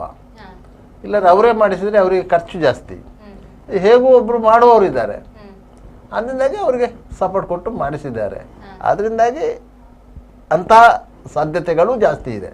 ಯಾಕಂತ ಹೇಳಿದರೆ ಒಂದು ಕೊಲೆ ಮಾಡುವುದಂದರೆ ಅದರಿಂದ ನಂತರ ಪಾರಾಗಿ ಬರಬೇಕು. ಪೊಲೀಸ್ ವ್ಯವಸ್ಥೆ ಕೈಗೆ ಸಿಕ್ಕಿ ಅದರ ನಂತರ ನ್ಯಾಯಾಂಗ ವ್ಯವಸ್ಥೆಯ ಕೈಗೆ ಸಿಲುಕಿ ಜೈಲಿಗೆ ಹೋಗಿ ಜೈಲಿನಿಂದ ಪುನಃ ಅದನ್ನು ಹೊರಗೆ ಬರುವುದಿದೆಯಲ್ಲ. ಈಗ ಸಾಕ್ಷಿದಾರರು ಇರಲಿಕ್ಕಿಲ್ಲ, ಸಾಕ್ಷಿದಾರರನ್ನು ಟ್ಯಾಂಪರಿಂಗ್ ಮಾಡೋದು ಇಂಥದ್ದೆಲ್ಲ ಕೆಲಸಗಳು ಬೇರೆ. ವಕೀಲರ ಫೀಸು, ಬೇರೆ ಬೇರೆ ಖರ್ಚುಗಳೆಲ್ಲ ಇರ್ತದೆ. ನೀವು ಜೈಲಲ್ಲಿ ಆರಾಮವಾಗಿ ಇರಲಿಕ್ಕೆ ಏನು ಸಾಧ್ಯ ಆಗೋದಿಲ್ಲ. ಒಂದು ಕೊಲೆ ಪ್ರಕರಣದಲ್ಲಿ ಜೈಲಿಗೆ ಹೋಗಿದ ಅಂತ ಹೇಳಿದ್ರೆ ಅವನಿಗೆ ಅಲ್ಲಿ ಒಂದು ಸಣ್ಣ ಮಟ್ಟಿನ ರಾಜಮರ್ಯಾದೆ ಇರ್ತದೆ. ಆ ರಾಜಮರ್ಯಾದೆಗೆ ಸರಿಯಾಗಿ ಆತ ಅಲ್ಲಿ ಇರಬೇಕು. ಇಲ್ಲದ್ರೆ ಅಲ್ಲಿ ಅವನಿಗೆ ಬಿಡಿ ಸೇದಲಿಕ್ಕೂ ಗತಿ ಇಲ್ಲ ಅಂತ ಆಗುವಾಗ, ಬಟ್ಟೆ ಒಗಿಲಿಕ್ಕೆ ಒಂದು ಸೋಪು ತರಲಿಕ್ಕೂ ಅವಕಾಶ ಇಲ್ಲ ಅಂತ ಆಗುವಾಗ ಬೇರೆ ಖೈದಿಗಳು ಅವರಿಗೇನು ಮರ್ಯಾದೆ ಕೊಡಲ್ಲ. ಇದು ನಮ್ಗಿಂತ ಕಡೆಗಳು ಬಂದಿದ್ದಾವೆ ಅಂತ ಹೇಳ್ತಾರೆ. ಆದರೆ ಅವರು ಆ ಗತ್ತನ್ನು ಅಲ್ಲಿ ಮೇಂಟೈನ್ ಮಾಡಬೇಕಾದ್ರೆ ಸ್ವಲ್ಪ ಖರ್ಚಿರ್ತದೆ. ಆ ಖರ್ಚನ್ನು ಅವರು ಮೇಂಟೈನ್ ಮಾಡಬೇಕಾದ್ರೆ ಅವರಿಗೆ ಹೊರಗಿಂದ ಫೈನಾನ್ಸ್ ಮಾಡುವವರು ಬೇಕು. ಮತ್ತು ನ್ಯಾಯಾಲಯದಲ್ಲಿ ಕೇಸನ್ನು ಬಡಿದಾಡ್ಕೋಬೇಕು, ಖಾಸಗಿ ವಕೀಲರನ್ನು ನೇಮಿಸಿಕೊಳ್ಬೇಕು, ಅವರಿಗೆ ಫೀಸ್ ಕೊಡಬೇಕು, ಈ ರೀತಿಯ ಖರ್ಚುಗಳಿರ್ತದೆ. ಅದನ್ನೆಲ್ಲ ಮೇಂಟೈನ್ ಮಾಡಲಿಕ್ಕೆ ಹೊರಗಿಂದ ಜನ ಬೇಕು. ಈಗ ಅವರ ಮೂವರು ಆರೋಪಿಗಳು ಸಹ ಅಷ್ಟೇನು ಆರ್ಥಿಕವಾಗಿ ಬಲಾಢ್ಯರೇನಲ್ಲ, ದುಡಿದು ತಿನ್ನುವಂಥವರು. ಅದರಿಂದಾಗಿ ಅವರಿಗೆ ಇಂಥ ಖರ್ಚನ್ನು ಮೇಂಟೈನ್ ಮಾಡೋದಷ್ಟು ಸುಲಭ ಏನಲ್ಲ. ಅವರ ಫ್ಯಾಮಿಲಿಯವರು ಎಷ್ಟಾದರೂ ಅಷ್ಟೇ, ಸದ್ಯಕ್ಕೆ ಒಮ್ಮೆ ಖರ್ಚು ಮಾಡ್ಬೋದೇ ಹೊರತು ಕೆಲವು ದಿನಗಳ ಕಳೆದ ಕೂಡಲೇ ಅವರಿಗೂ ಸಹ ಮೂವರು ಕೂಡ ಯಾವುದೇ ಈ ಹಿಂದೆ ಯಾವುದೇ ಕೃತ್ಯದಲ್ಲಿ ಕೂಡ ಭಾಗಿಯಾಗಿಲ್ಲ. ಇಲ್ಲ, ಕೃತ್ಯದಲ್ಲಿ ಅಂತ ಕೃತ್ಯಗಳಲ್ಲಿ ಆಗಿದ್ದವರಲ್ಲ. ಅಂದರೆ ಸಣ್ಣ ಪುಟ್ಟ ಗಲಾಟೆಗಳು ಇದ್ದೇ ಇರ್ತದೆ. ಯಾಕಂದರೆ ಬಸ್ ಡ್ರೈವರ್ಸ್ಗಳು, ಕ್ಲೀನರ್ಗಳು ಅಂತ ಹೇಳಿದ ಕೂಡಲೇ ಅವರಿಗೆ ಒಂದು ರೀತಿಯಲ್ಲಿ ಒಂದು ಹುಮ್ಮಸ್ ಇರ್ತದೆ. ಯಾಕಂದರೆ ಅವರ ಓನರೇ ಒಬ್ಬ ರೌಡಿ ಶೀಟರ್. ಅದರಿಂದಾಗಿ ಅವರು ಬೇರೆ ಬಸ್ಸಿನವರೊಂದಿಗೆ, ಸಿಬ್ಬಂದಿಗಳೊಂದಿಗೆ ಗಲಾಟೆ ಮಾಡ್ತಾ ಇದ್ದರು. ಅಲ್ಲಿ ದೊಡ್ಡ ಮಟ್ಟಿಗೆ ಅಲ್ಲಿ ಗಲಾಟೆ ಆಗ್ತಿದ್ದು ಬಸ್ಸಿನವರ ಮಧ್ಯೆ ಗಲಾಟೆ ಆಗ್ತಿದ್ದು ಟೈಮ್ಸ್ ವಿಚಾರಕ್ಕೆ ಸಂಬಂಧಪಟ್ಟಾಗೆ ಹೊರತು ಅದೆಲ್ಲ ವೈಯಕ್ತಿಕ ವಿಚಾರಕ್ಕೆ ಬೆಳೀತಾ ಇರಲಿಲ್ಲ. ಅದು ಅಂಥ ವಿಚಾರಗಳು ಸಹ ಒಮ್ಮೊಮ್ಮೆ ಪರಸ್ಪರ ದ್ವೇಷಕ್ಕೆ ಕಾರಣ ಆಗ್ತದೆ. ಅಂತಹ ದ್ವೇಷದ ಕಾರಣಕ್ಕಾಗಿ ಈ ಹತ್ಯೆ ನಡೆದಿದೆ ಮತ್ತು ಈ ಆರೋಪಿಗಳೊಂದಿಗೆ ಕೆಲವರು ಶಾಮೀಲಾಗಿದ್ದಾರೆ. ಅಂದರೆ ಇವಾಗ ಏನು 18 ಪ್ರಕರಣದ ಸೈಫುದ್ದೀನ್ ಅವರು ಅವರಿಗೆ ಏನು ಜಾಮೀನು ಮೇಲೆ ಬಿಡುಗಡೆ ಆಗಿದ್ದಾರಾ ಅಥವಾ ಶಿಕ್ಷೆ ಆಗಿತ್ತಾ? ಇಲ್ಲ, ಅವರಿಗೆ ಶಿಕ್ಷೆ ಆಗಿಲ್ಲ, ಅವರು ಜಾಮೀನು ಮೇಲೆ ಬಿಡುಗಡೆ ಆದದ್ದು. ಯಾಕಂತ ಹೇಳಿದರೆ 18 ಪ್ರಕರಣಗಳು ನ್ಯಾಯಾಲಯದಲ್ಲಿ ವಿಚಾರಣಾ ಹಂತದಲ್ಲಿದೆ. ಅದರಿಂದಾಗಿ ಅವರು ಜಾಮೀನಿನ ಮೇಲೆ ಬಿಡುಗಡೆ ಆಗಿರೋದು. ಅವರಿಗೆ ಯಾವುದೇ ಪ್ರಕರಣಗಳಲ್ಲಿ ಶಿಕ್ಷೆ ಆದಂಥ ಮಾಹಿತಿಗಳು ಇಲ್ಲ. ಮತ್ತು ಅವರಿಗೆ ಅದೇ ಒಂದು ಅಡ್ವಾಂಟೇಜು. ಸಾಮಾನ್ಯವಾಗಿ ನ್ಯಾಯಾಲಯದಲ್ಲಿ ನಿಮಗೆ ಶಿಕ್ಷೆ ಆಗಲಿಲ್ಲ ಅಂತ ಹೇಳಿದರೆ ನೀವು ಯಾವುದೋ ಒಂದು ಪ್ರಕರಣವನ್ನು ನೀವು ಆರಾಮಾಗಿ ಸಲೀಸಾಗಿ ಅದನ್ನು ಎದುರಿಸಿ ಗೆಲ್ತೀರಂತಾದರೆ ನಿಮಗೆ ಇನ್ನಷ್ಟು ಪ್ರಕರಣಗಳಲ್ಲಿ ನೀವು ನಿಮ್ಮ ಶಾಮೀಲಾತಿಯನ್ನು ನೀವು ದೃಢಪಡಿಸಿಕೊಳ್ತೀರಿ ಅಂತ. ಆ ರೀತಿ ಆಗಿರೋದು ಅವನಿಗೆ. ದಿನದಿಂದ ದಿನಕ್ಕೆ ಅವನನ್ನು ಕಂಡು ಹೆದರುವವರು ಜಾಸ್ತಿ ಆದರು, ಅವನನ್ನು ಎದುರಿಸುವವರು ಬರಲಿಲ್ಲ. ಆದ್ದರಿಂದಾಗಿ ಅವನಿಗೆ ಸಹಜವಾಗಿ ಉತ್ತೇಜನ ಸಿಗುತ್ತೆ ರೌಡಿಸಮ್ ಮಾಡಲಿಕ್ಕೆ. ಒಂದು 4 ಮಂದಿಯನ್ನು ಒಟ್ಟಿಗೆ ಇಟ್ಟುಕೊಂಡು ಹೋಗಲಿಕ್ಕೆ, ಯಾರಾದರೂ ಎದುರು ಮಾತಾಡಿದ್ರೆ ಅವನಿಗೆ ಹೋಗಿ ಬಡಿಲಿಕ್ಕೆ, ಬಡಿದ ಮೇಲೆ ಆತನನ್ನು ಕೇಸಾದರೆ ಅದನ್ನು ಪೊಲೀಸನ್ನು ಮ್ಯಾನೇಜ್ ಮಾಡಲಿಕ್ಕೆ, ವಕೀಲರನ್ನು ಮ್ಯಾನೇಜ್ ಮಾಡಲಿಕ್ಕೆ, ಈ ರೀತಿಯಾಗಿ ವ್ಯವಸ್ಥೆಗಳಿದ್ದಾಗ ಯಾರಿಗಾದರೂ ಒಂದು ಹುಮ್ಮಸ್ಸು ಬಂದೇ ಬರ್ತದೆ.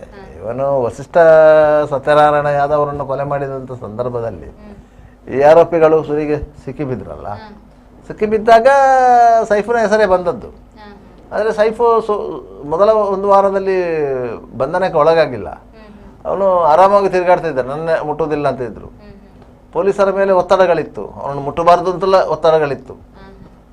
ಆದರೂ ಆಗಿನ ಬ್ರಹ್ಮಾವರ ಇನ್ಸ್ಪೆಕ್ಟ್ರು ಅನಂತ ಪದ್ಮನಾಭ ಅವರು ಅದನ್ನೆಲ್ಲ ಕ್ಯಾರೆ ಮಾಡಲಿಲ್ಲ. ಯಾಕಂತ ಹೇಳಿದರೆ ಅವರಿಗೆ ಸ್ಪಷ್ಟವಾದ ಸಾಕ್ಷ್ಯಗಳು ಸಿಕ್ಕಿತ್ತು, ಇವು ಅದರಲ್ಲಿ ಇನ್ವಾಲ್ವ್ ಇದ್ದಾನೆ ಅಂತೇಳಿ. ಅದರಿಂದ ಎತ್ತಿ ಒಳಗೆ ಕಳುಹಿಸಿದರು. ಒತ್ತಡಗಳು ಅವರಿಗೂ ಇತ್ತು, ಅವನನ್ನು ಅರೆಸ್ಟ್ ಮಾಡಬಾರ್ದು ಅಂತೇಳಿ. ಅದರಿಂದಾಗಿ ಸಹಜವಾಗಿ ಒಂದು ಪ್ರಕರಣ ಆದಾಗ ಅಂಥ ಒತ್ತಡಗಳು ಬಂದೇ ಬರ್ತದೆ. ಈ ಪ್ರಕರಣದಲ್ಲೂ ಅಷ್ಟೇ. ಈಗ ಸೈಫು ಪ್ರಕರಣದಲ್ಲೂ ಸಹ ಕೆಲವರು ವಾದ ಮಾಡ್ಬೋದು, ಸತ್ತವನೇನು ಸ್ವಾತಂತ್ರ್ಯ ಹೋರಾಟಗಾರನಲ್ಲ, ಒಬ್ಬ ರೌಡಿ ಶೀಟರು. ಒಂದು ಸಮಾಜದಲ್ಲಿ ಇದ್ದಂಥ ಒಂದು ಕಳಂಕ ಅದು ತೊಡೆದು ಹೋಗಿದೆ. ಮತ್ತೆ ಅದನ್ನು ಅಂಥ ಒಂದು ಕೆಲಸ ಮಾಡಿದಂಥ ಆರೋಪಿಗಳನ್ನು ಜೈಲಲ್ಲಿ ಇಟ್ಟುಕೊಂಡು ಯಾಕೆ ಇದು ಮಾಡೋದು ಅಂತ ಹೇಳಿ ಒಂದು ಪ್ರಶ್ನೆ ಬರ್ತದೆ. ಆದರೆ ಒಬ್ಬ ಹೋದಂತೇಳಿ ಮತ್ತೆ 3 ಸೃಷ್ಟಿಯಾಗಬಾರ್ದಲ್ಲ ಸಮಾಜ ಘಟಕರು. ಸಹಜವಾಗಿ 3 ಮಂದಿ ಸಮಾಜ ಕಟ್ಟಕರು ಸೃಷ್ಟಿ ಆಗೋದಲ್ವ. ಅವರಿಗೆ ಏನು ಇನ್ನು ಮುಂದಕ್ಕೆ ನಾವು ಸೈಫರ್ ಹೊಂದವರು ಎನ್ನುವಂಥ ಹಮ್ಮು ಇರ್ತದೆ. ಅವರು ಇನ್ನೊಬ್ಬರ ಮೇಲೂ ಅದೇ ರೀತಿ ದಬ್ಬಾಳಿಕೆ ಮಾಡಲಿಕ್ಕೆ ಹೋಗ್ತಾರೆ. ಆಗ ಸಮಾಜದಲ್ಲಿ ಬೇರೆ ರೀತಿಯ ಅಶಾಂತಿ ನಿರ್ಮಾಣ ಆಗುತ್ತೆ. ಅದರಿಂದಾಗಿ ಅಂಥವುಗಳನ್ನು ಪೊಲೀಸರು ರಕ್ಷಿಸುವುದಿಲ್ಲ, ಅಂಥ ಅಡ್ವಾಂಟೇಜನ್ನು ಕೊಡುವುದೇ ಇಲ್ಲ. ಅದರಿಂದಾಗಿ ಅವರು ಮುಲಾಜಿಲ್ಲದೆ ಜೈಲಿಗೆ ಕಳಿಸಿ ಬಿಡ್ತಾರೆ, ಒಮ್ಮೆ ಸೇಫ್ ಆಗಿರಲಿ ಅಂತ.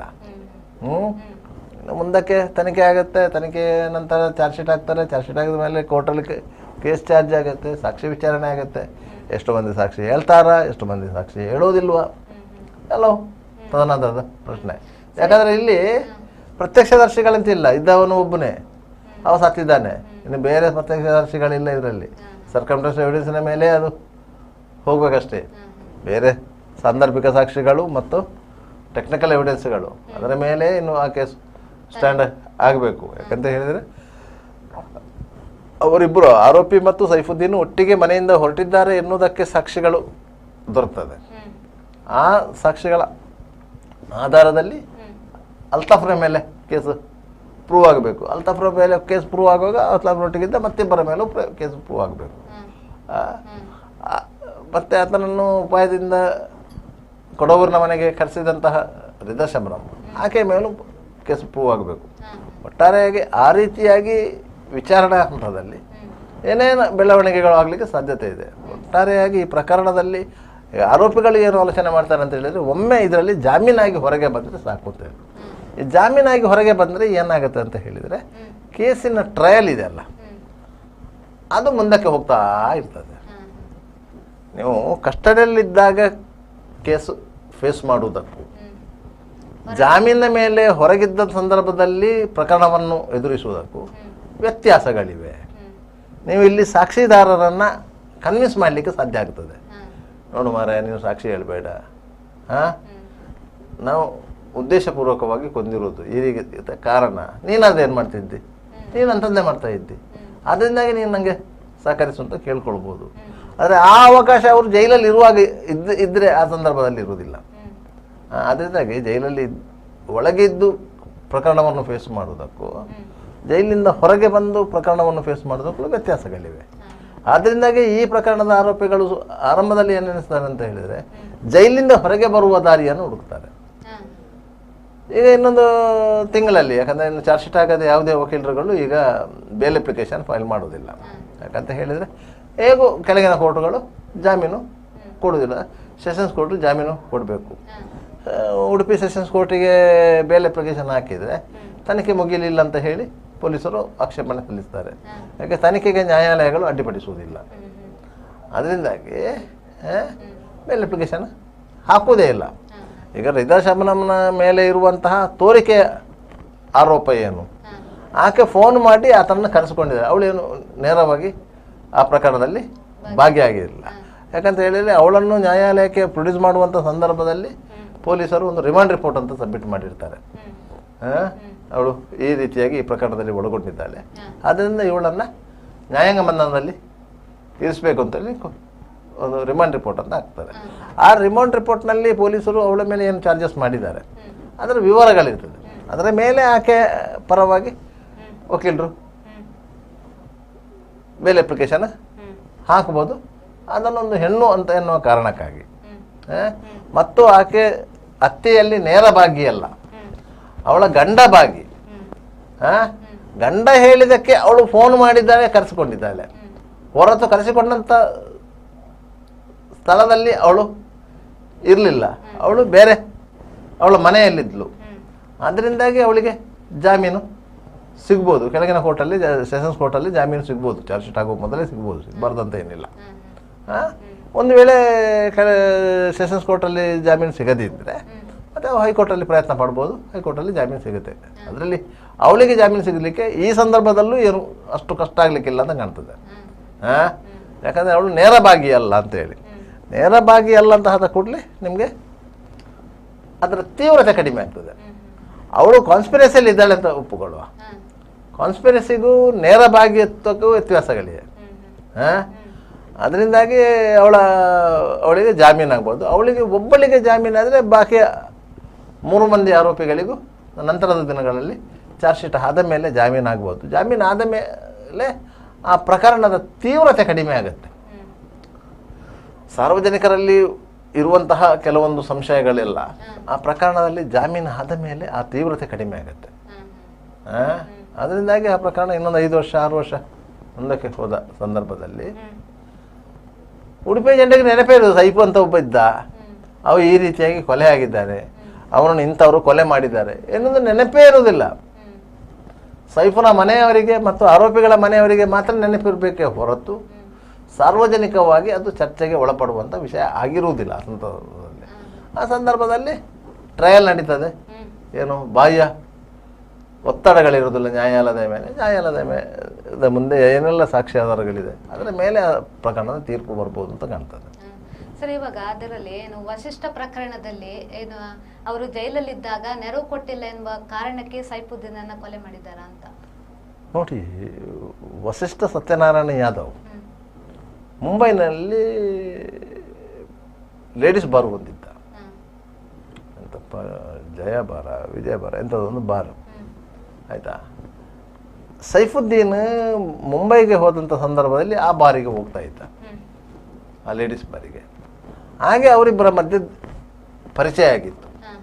ಪರಿಚಯ ಆಗಿ ವ್ಯವಹಾರಗಳು ಹಣಕಾಸಿನ ವ್ಯವಹಾರಗಳು ಆರಂಭವಾಯಿತು. ಇವನಿಗೆ ಸ್ವಲ್ಪ ಮೂಗುಬೊಟ್ಟು ಶೋಕಿ ಜಾಸ್ತಿ, ಯಾರಿಗೆ ಸೈಫುದ್ದೀನಿಗೆ ಹೆಣ್ಮಕ್ಕಳ ಶೋಕಿ ಜಾಸ್ತಿ ಇತ್ತು. ಅದರಿಂದಾಗಿ ಅವು ಅಲ್ಲಿನ ಲೇಡೀಸ್ ಬಾರ್ನಲ್ಲಿ ಅದು ವಸಿಷ್ಠ ಸತ್ಯನಾರಾಯಣ ಯಾದವ್ಗೆ ಗೊತ್ತಿತ್ತು.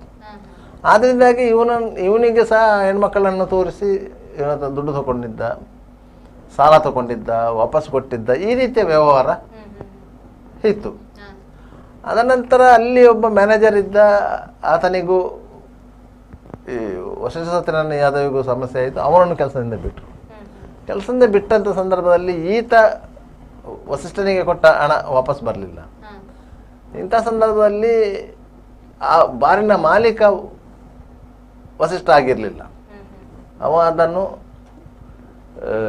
GP ಆಧಾರದ ಮೇಲೆ ನಡೆಸ್ಕೊಂಡು ಹೋಗ್ತಾ ಇದ್ದ ಹೊರತು ಅದರ ಮಾಲೀಕ ಆತ ಆಗಿರಲಿಲ್ಲ.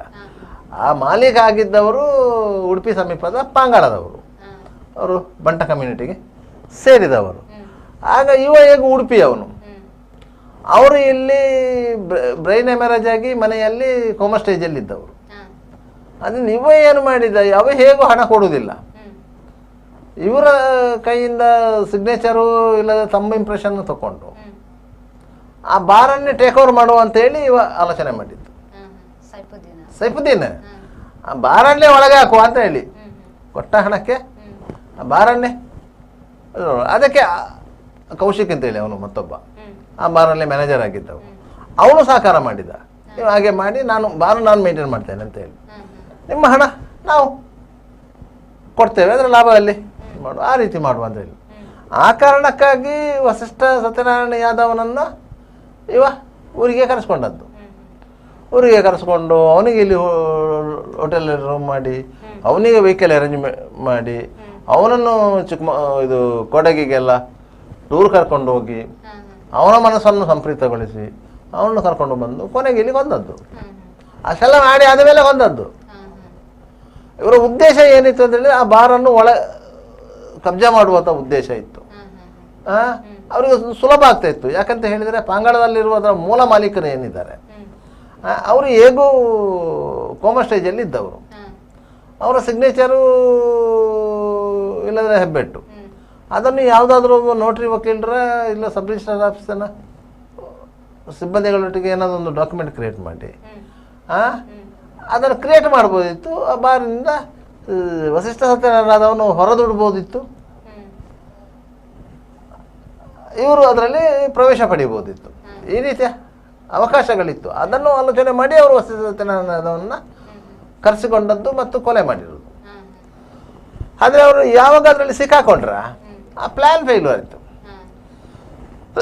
ನೀವು ಒಂದು ಉದ್ದೇಶಕ್ಕಾಗಿ ಒಬ್ಬರನ್ನ ಹತ್ಯೆ ಮಾಡಿದರೆ ಆ ಹತ್ಯೆ ಆತನ ವಶದಲ್ಲಿ ಏನು ಸೊತ್ತುಗಳಿರ್ತದೆ ಅದು ನಿಮಗೆ ಸಿಕ್ಕುವುದಿಲ್ಲ. ಈಗ ಗಂಡನನ್ನು ಹೆಂಡತಿ ಕೊಲೆ ಮಾಡಿದ್ರು ಅಂತ ಇಟ್ಕೊಳ್ಳಿ, ಭಾಸ್ಕರ್ ಶೆಟ್ಟಿ ಕೇಸು ಉಡುಪಿಯಲ್ಲಿ ನಡೆದದ್ದು. ಈಗ ಭಾಸ್ಕರ್ ಶೆಟ್ಟಿ ಏನು ಆಸ್ತಿ ಇದೆ ಅದೇನು ಅವರ ಹೆಂಡತಿಗೆ ಸಿಕ್ಕಲ್ಲ, ಯಾಕಂದ್ರೆ ಅವಳು ಕೊಲೆ ಆರೋಪಿ, ಅವಳಿಗೆ ಶಿಕ್ಷೆ ಆಗಿದೆ. ಅದರಿಂದ ಅವಳಿಗೆ ಸಿಕ್ಕಲ್ಲ ಅದು. ಇಲ್ಲದ ಗಂಡನ ಆಸ್ತಿಯಲ್ಲಿ ಹೆಂಡತಿಗೆ ಪಾಲು ಬೇಕಲ್ಲ, ಸಿಕ್ಕಲ್ಲ ಅದು. ಅದು ಏನಾಗ್ತದೆ, ಭಾಸ್ಕರ್ ಶೆಟ್ಟಿಯ ಮನೆಯವರಿಗೆ ಹೋಗ್ತದೆ. ಭಾಸ್ಕರ್ ಶೆಟ್ಟಿ ತಾಯಿ ತಮ್ಮ ಅವರಿಗೆ ಹೋಗ್ತದೆ ಇಡೀ ಆಸ್ತಿ. ಕೋಟ್ಯಾಂತರ ರೂಪಾಯಿ ಆಸ್ತಿಯನ್ನು ಕಬ್ಜಾ ಮಾಡಲಿಕ್ಕಾಗಿ ಗಂಡನನ್ನು ಕೊಂದರು ಅಂತ ಇದೆ. ಆ ಆಸ್ತಿ ಸಿಕ್ಕದಾಗಾಯಿತು. ಇದು ಕಾನೂನು ಪ್ರಕಾರ ಆಗುವಂಥದ್ದು. ನಿಮಗೆ ಗಂಡನ ಆಸ್ತಿ ಸಿಗ್ತದೆ, ನಾನು ಆರಾಮವಾಗಿ ಲೈಫ್ ಎಂಜಾಯ್ ಮಾಡ್ಬೋದು ಅಂತ ಯಾರಾದರೂ ಎನಿಸಿಕೊಂಡ್ರೆ ಆ ಪ್ರಕರಣದಲ್ಲಿ ಸಿಕ್ಕಾಕಿಕೊಂಡು ಶಿಕ್ಷೆಗೆ ಹೋದರೆ ಅಂತ ಆಸ್ತಿ ಸಿಕ್ಕಲ್ಲ. ಅದು ಗಂಡನ ಫ್ಯಾಮಿಲಿಗೆ ಹೋಗ್ತದೆ ಹೊರತು ಹೆಂಡತಿಗೆ ಹೋಗಲ್ಲ. ಗಂಡ ಬದುಕಿದ್ದಷ್ಟು ಹೆಂಡತಿಗೆ ಇರ್ತದೆ. ಗಂಡ ಸಹಜವಾಗಿ ಸತ್ತರೆ ಹೆಂಡತಿಗೆ ಬರುತ್ತೆ, ಮಕ್ಕಳಿಗೆ ಬರುತ್ತೆ. ಅರೆ ತಾಯಿ ಮತ್ತು ಮಗ ಸೇರಿ ಗಂಡನನ್ನೇ ಕೊಂದರೆ ಇಬ್ಬರಿಗೂ ಆಸ್ತಿ ಸಿಕ್ಕಲ್ಲ. ಇದು ಕಾನೂನು ಆ ರೀತಿ ಆಗುತ್ತೆ. ಸರ್, ಇದಿಷ್ಟು ಮಾಹಿತಿ ನೀಡಿದ ನಿಮಗೆ ಧನ್ಯವಾದಗಳು. ಇದಾಗಿತ್ತು ಇವತ್ತಿನ ಸುದ್ದಿಗೊಂದು ಗುದ್ದು. ನಿರಂತರ ಸುದ್ದಿ, ಮಾಹಿತಿ, ಮನೋರಂಜನೆಗಾಗಿ ನೋಡ್ತಾ ಇರಿ V4 news.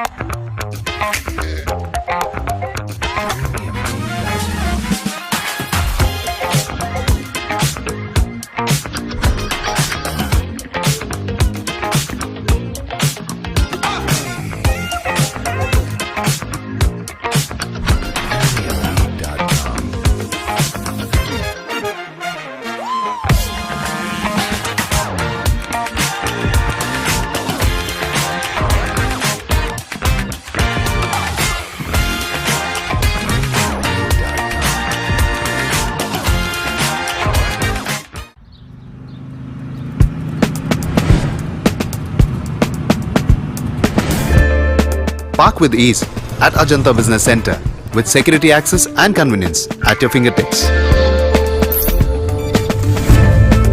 Step into a welcoming lobby where a warm smile greets you and your clients.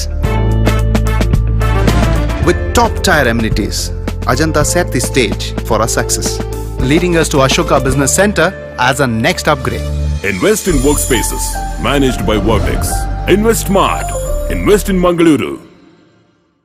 The Father Mullah Charitable Institutions, the most modern linear accelerator, only one of its kind in this region for specific burning of cancer cells. We have all precision equipments and instruments for both invasive and non-invasive surgical procedures and diagnosis, ultrasonic color Doppler, CT scan and MRI machines. The operation theaters are equipped with contemporary equipments, high-tech intensive care units, neo and postnatal units, burns unit, cath lab and cardiothoracic units are fully equipped. Our NICU is the largest in the city. The blood bank and cell separator and casualty are 24-hour services. The Father Mullah Charitable Institutions.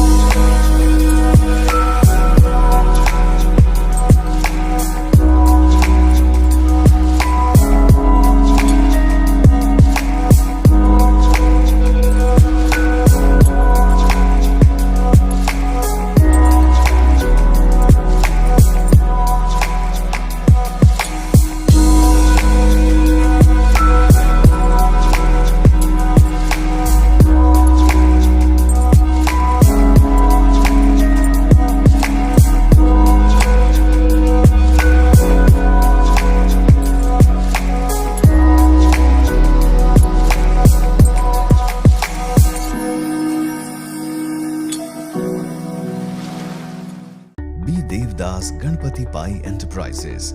All kinds of quality and attractive material available at one place. Biggest showroom in Mangalore city. Admired by public at large. The showroom of your choice. B. Devdas Ganpati Pai Enterprises. Near New Chitra Talkies, Mangalore.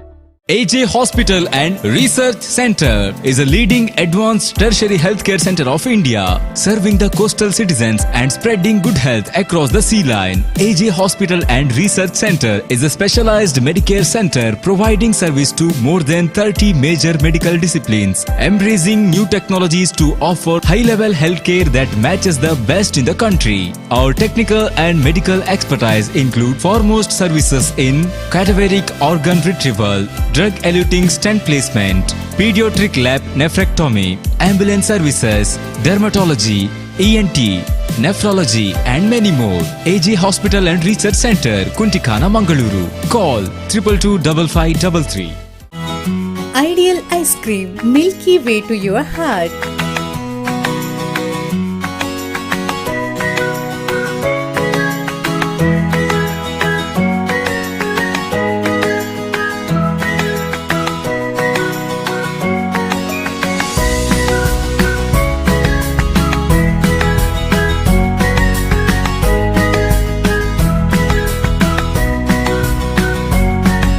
Embellished with a variety of fruits and flavored with rich crunch and chips. They treat your taste buds. Ideal ice cream.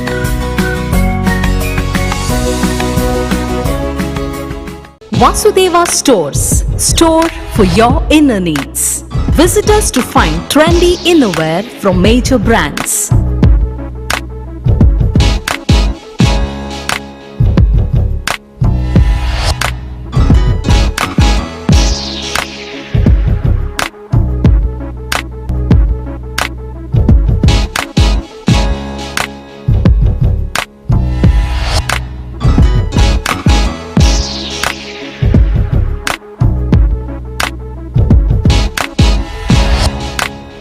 Visit Vasudeva Stores, ground floor, Ideal Towers near Sharavu Ganapati Temple, Mangaluru.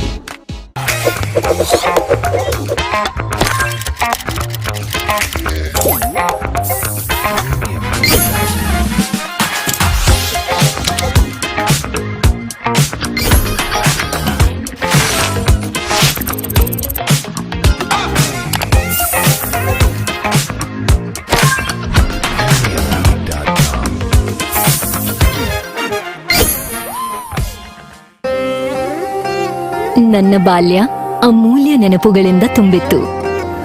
ಸಮಯದ ಸವಾಲನ್ನು ಎದುರಿಸಿ ನಿಂತ ಪರಂಪರೆ. ಆಹಾ, shining, ಆದ್ರೆ ಏನೋ missing.